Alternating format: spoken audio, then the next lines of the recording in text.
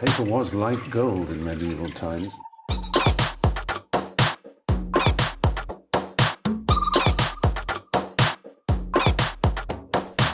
Oh, not tobacco, sugar. That everything we thought we knew about the world might turn out to be completely wrong.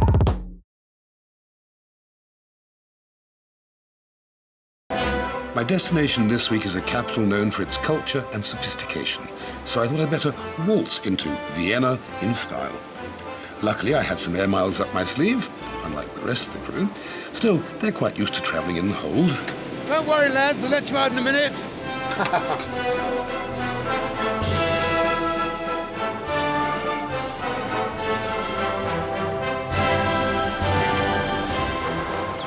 What strikes you immediately about Vienna is its size and grandeur. It's a very large and imposing capital for what is really quite a small country, like Austria. The reason lies in its history. For 500 years, until 1918, it was the heart of the huge Habsburg Empire of 50 million people. For most people, though, it's the home of the waltz, classical music, stunning architecture, and, of course, coffee and cakes. The coffee house is a way of life in Vienna, and it's not just a place to drink coffee. Orson Welles once described them as the only place in the world where you can sit unmolested for 8 hours or longer, drink but a single cup, and still be treated like a king. The coffee may seem expensive, but it buys you a seat from which you can watch the world go by. Here there are more than 20 variations to choose from. The coffee drinking tradition has, over the centuries here in Vienna, developed into an art form. But one of the most spectacular ones is called the Kaiser melange, the king's mixture, which is a strong black coffee with cream into which you beat an egg and wash it down with a good slug of rum. Sounds like the perfect hangover cure to me. In addition to all the coffee houses, there are also conditorium, which serve Vienna's famous cakes and pastries. This is Daimels, right in the centre of Vienna, and a mecca for those with a sweet tooth. This place has been a Viennese institution for over 200 years, famous for its fabulous cakes and pastries. And now, of course, it is justifiably world famous. It's one of the best places, not only in Vienna, but the world, and I've travelled it, to get superb cakes, gateaus, pastries, and all those delicious things that I would even, well, I'd even give up drink for. The Viennese take their cakes so seriously that they can be the cause of bitter disputes. The Sacher-Torte is Vienna's, Austria's most famous chocolate cake. It was created in 1832 by Franz Sacher, who was the chef to Prince von Metternich. He later started a hotel, still here in Vienna, Sacher's Hotel, where the torte became incredibly famous. But Daimels also started making them. And after a long and bitter, protracted lawsuit, in 1990, Daimels were no longer able to call it Sacher-Torte. They had to call it Daimels Sacher-Torte, whereas Sachers are allowed to call it Sacher's Original Sacher-Torte. Got it? Here in Daimels' kitchen is the perfect place to watch the skill of the pâtissière. It all looks so simple, so efficient, so neat, but the pâtissiere's art is complicated and sophisticated. Cool hands and a light touch are essential. It's a well-known fact that the greatest chefs have first specialized in pastry or charcuterie making before spreading their gastronomic wings. Good morning. I'd like to welcome you to the first virtual television cake cookery course. To make your perfect Black Forest gateau, you need 6 egg whites, 6 egg yolks, 200 grams of sugar, 100 grams of butter, 120 grams of flour, and 100 grams of chocolate. You mix the flour, the butter, the chocolate, and the sugar together in your blender, and it looks like that.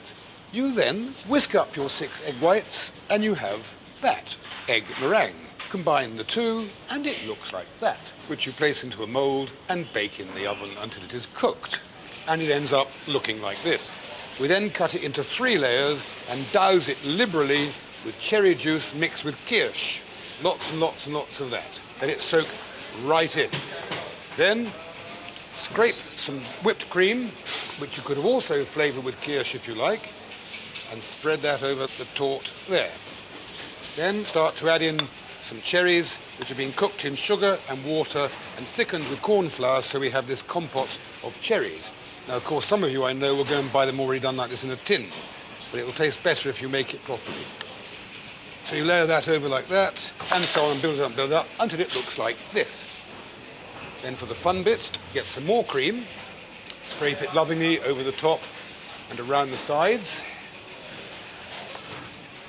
This is virtual cookery. Notice how deftly and skillfully I can do all of this. I've been here since 5 o'clock this morning watching them do it. Takes them about 3 seconds to do what's taken me half an hour. Then sprinkle the nuts over the top and throw them on all the way around the sides.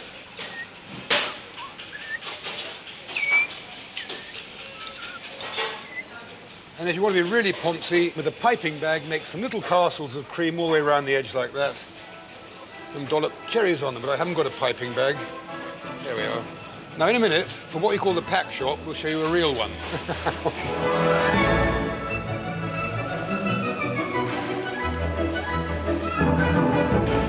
And the final part of our virtual cake cookery course is, of course, the apple strudel.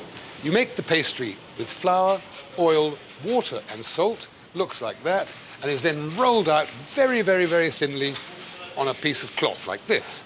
You then paint it with some melted butter all over. Then we add a load of really crispy, crunchy, flavoursome cooking apples all along there.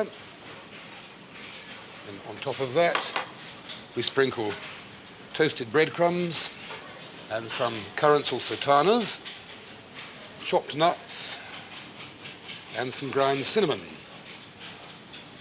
like so. Then sprinkle over with white cinnamon-flavoured sugar over the whole thing. Now, the bit that they can do here absolutely brilliantly, they just go, and it's all done. But for me, it'll be probably quite different. So I'm not quite sure how it goes.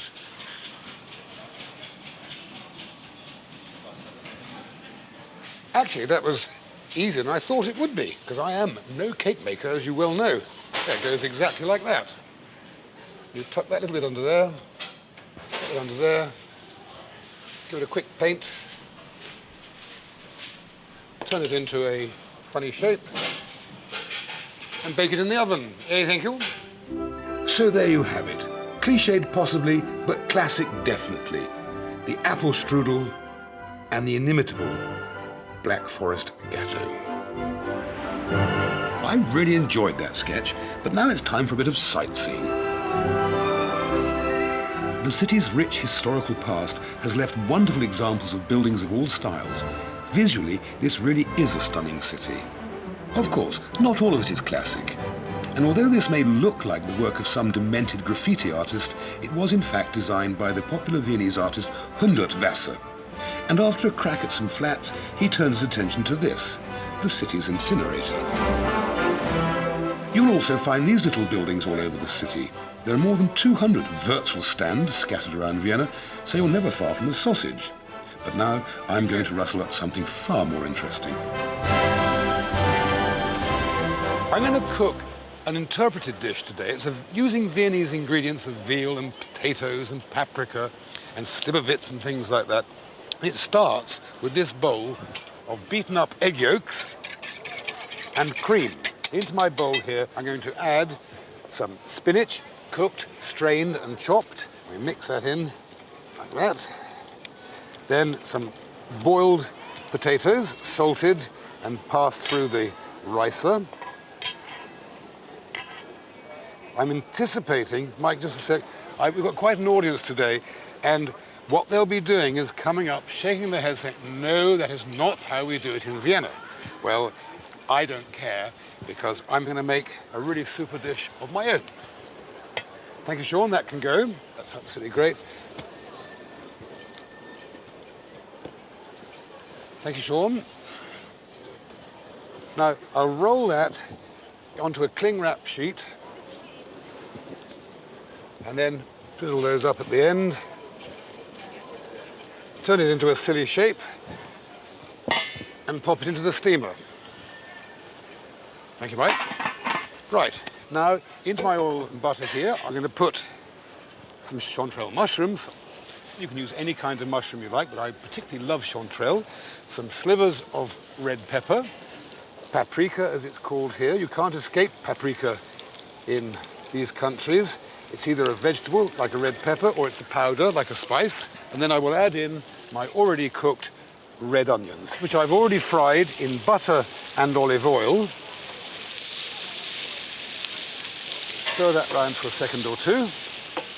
Now, while that sits over there for a minute, and while my other pan gets hot, I'll put my little pieces of veal, which I've dredged in paprika, flour and pepper, like that. Fry those, one there, one there. Just to repeat, they're dredged in flour, paprika and black pepper. And we're going to add some chopped garlic to that. Leave those for a second or two. Okay, so that's fine. Now, this is very lightly cooked because it's delicious veal. Those of you who don't like veal, use pork or use beef.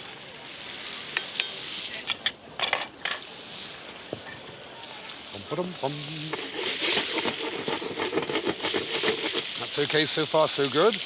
Then, but to get a little more juice out of it, doesn't matter, we've got another cameraman.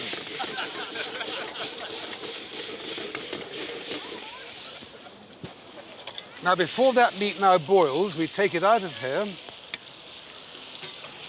so it doesn't stew.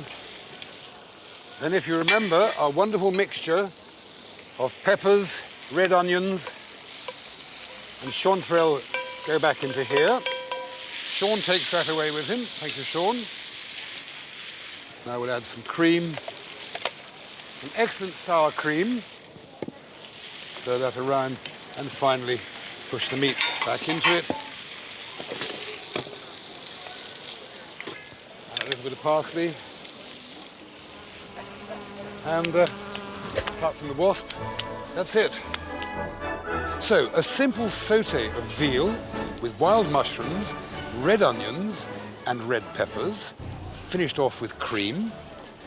Wonderful dumplings of potato with egg yolks and spinach and nutmeg, salt and pepper and butter, lingonberries in yogurt, and a simple salad.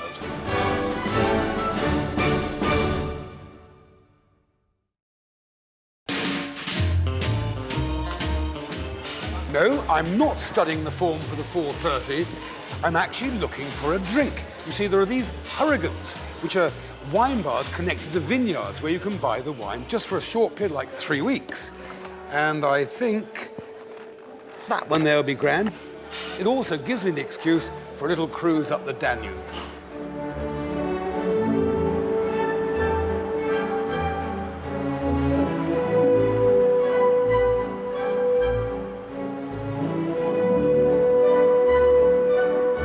A trip down this famous river is an experience not to be missed, especially when you can combine it with a visit to the wine villages that line its banks. This stretch of the Danube is known as the Wachau, said by some to be the most beautiful stretch of waterway in Europe. And of course, the very best way to see it is by boat. Anyway, as you can see, sadly, the blue Danube is not at all blue. It's brown.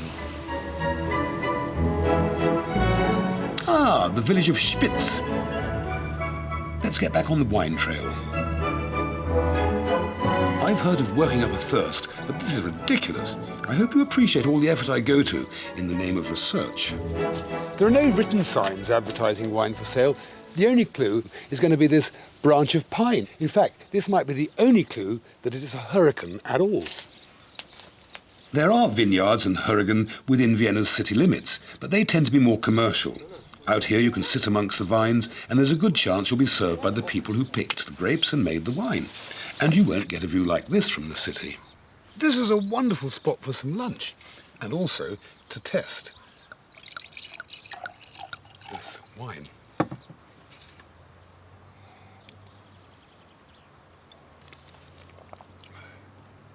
It's actually quite delicious. It's very fresh, it's very young, it's only a year old. And of course, it's produced in very, very small quantities, which is why these hurrigans exist. Farmhouse it is in Austrian. It means, because they're only a small amount, They invite people up to their houses, their farmhouses, to have a bit of lunch, a platter of hams and pork, salamis, gherkins, sour cream and cheese and stuff like that, so they can actually drink some of their production here. About 30% of it is drunk on the premises. About 30% is taken away by people who've enjoyed it in cases of 12 or boxes of 24 or whatever, and the remaining third gets sold to local restaurants. I think it's a charming, wonderful way to sample local wine and food.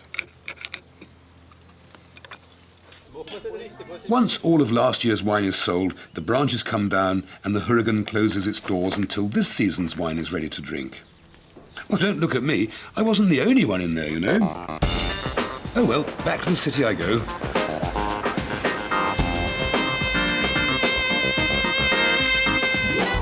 Right in the heart of Vienna is the Delhi Naschmarket. Viennese cuisine is a melting pot of influences from the countries that surround it and former members of its historic empire. Italy has played a large part in shaping many of its dishes. The first dish in my Viennese feast is a roast leg of lamb. It could be pork or it could be veal. I've chosen lamb. I've already sealed it in some olive oil. This makes all roast taste better. I've also fried some onions, celery and carrots and garlic in olive oil to put the meat on. That gives it a jolly good flavour during the roasting. So we'll pop that onto there, whack a bit of rosemary on, which gives it excellent flavour, and then we add in a load of wine. This wine, combined with the juices of the meat, will make a lovely simple gravy. All you have to do is, at the end of the cooking, is strain this gravy off and thicken it with a little bit of corn flour. Right. That goes into the oven. Meanwhile, here I've got some onions frying away, so I'm going to stuff some pumpkins, which are very popular here. No matter what time of year you actually watch this programme, I hope you do, by the way, we shot it in the autumn. And in the autumn, it's the time of lovely pumpkins, and they're very keen on pumpkins here in Austria. So, in one pan here, I've got some onions frying away. Here I've got some minced beef, which I'm frying away. And in here, in the melted butter, I'll add the cubed pieces of pumpkin, some garlic into the onions, followed by some tomato. And finally, into this mixture now, some minced beef. It could be beef, it could be lamb, it could be pork, whatever you fancy. Doesn't matter too much. Let that cook away for a while. Add a drop of wine to the pumpkins. I will now add some parsley into that. I'm only partly cooking the pumpkins at this stage because, of course, they go into the oven. Right, and now I combine all those ingredients into my pan here. Onions, garlic, tomato, and minced beef. Partly cooked pumpkins. And then some cubed sheep's cheese. Now I simply stuff these little chaps like so.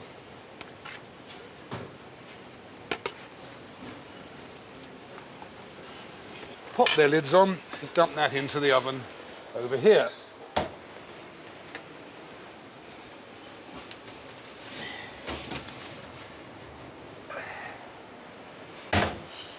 Right, now we'll make the two sauces for the leg of lamb. First of all, in here we'll put some butter, and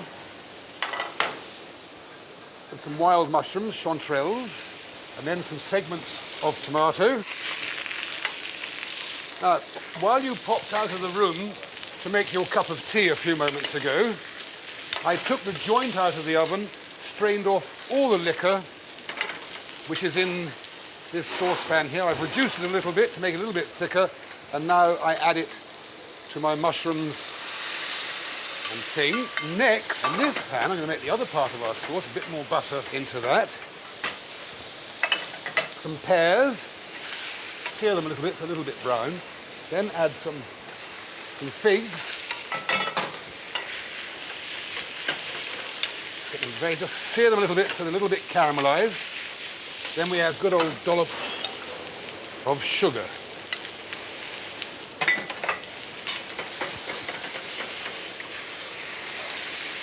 some white wine. And let those cook until the wine is almost evaporated, leaving just a very slight syrup. And those are our two sauces for the leg of lamb. And I need a little sauce in me because it's very hot. And try a drop of the old Austrian, blaue, I can't pronounce it. It's in German. Doesn't taste German, no, it tastes jolly nice. Ooh. I must get a crate of that. Right, now the Austrians are very fond of pasta, so my next dish is a pasta and fish dish. In the pan here I've got some little bits of onion. This is some pumpkin cut into thin strips. Cook that down with the butter. Add some green peppercorns, a bay leaf, and some fresh marjoram. Just let that cook gently away. Then into my hot buttery pan here, some fillets of fresh trout.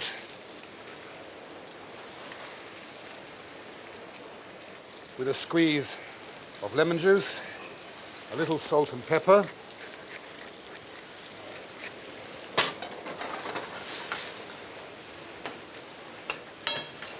And now I'm going to add some very good double cream. The butter will help thicken it even further.